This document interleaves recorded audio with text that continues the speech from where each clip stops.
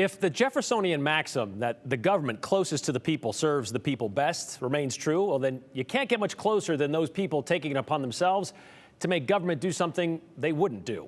It's what happened with the Medicaid expansion initiative back in 2018, when 61% of Idaho voters agreed to cover those caught in the Medicaid gap. And with that vote, Idaho opted into the Obama-era program and gave medical insurance to tens of thousands who could not afford it on the open market or made too much money to qualify for Medicaid.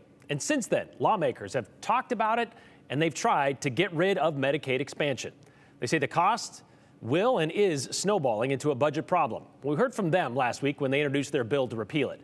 But those opposed to dropping it argue that it will cost Idaho more financially and medically. Joe Paris heard from them today.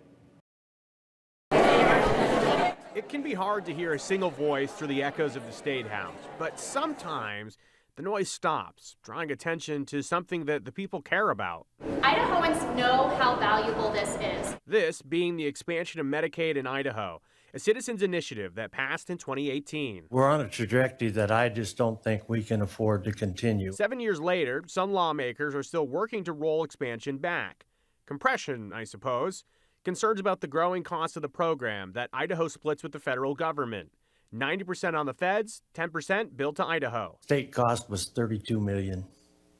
State cost now is $110 million. House Bill 58 would repeal Medicaid expansion. The statement of purpose says that the estimated savings are anticipated to be at least $110 million annually to the state. I think it's an incredibly bad idea for so many reasons. House Minority Leader Llana Rubel doesn't buy the cost savings claim.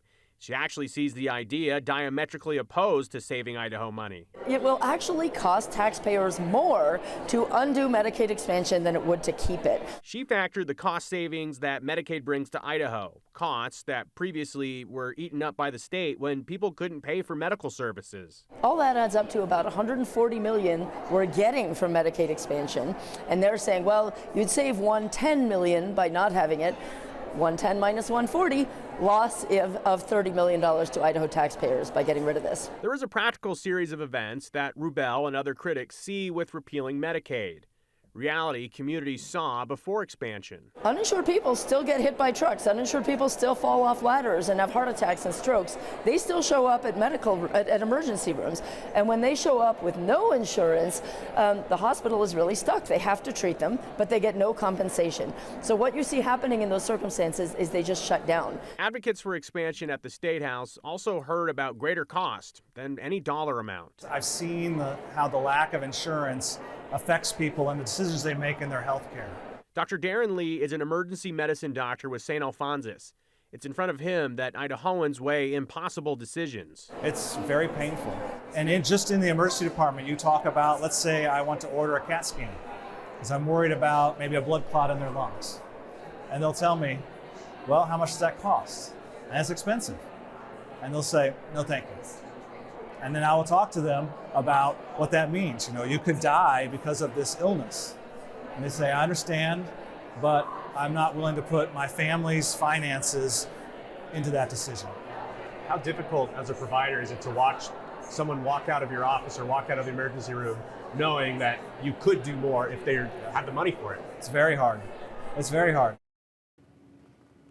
So, a few things to dig into.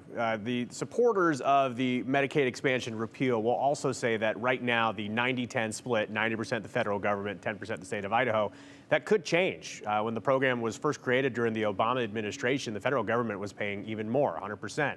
So those wondering if the Trump administration and the current federal administration could make a massive change wouldn't want Idaho to be impacted by that. So that is one other thing to consider here. And Brian, I can tell you this, I heard from a Democrat and a Republican today that told me that they're expecting as soon as this week to have another form of a Medicaid expansion repeal pitch to be made at the State House, one that wouldn't be as aggressive as one lawmaker put it towards me, but I think this is not the first shot at this. So just for perspective, this covers about 90,000 people that would be in that gap, correct? Yeah, at last estimate back in December, that's kind of what the gap looked like, but that does change from month to month. And they've talked about this before. Why is this push more significant this year? I think this year, with the new group of lawmakers that may be more interested in doing this than years past, you have to remember that there's a lot of regular faces at the State House that are not there this year, that were there 2 or 4 years ago. Yeah. With the new group, you have new ideas. All right, or sometimes the same old ideas that they couldn't get through before. All right, That's thanks, true. Joe.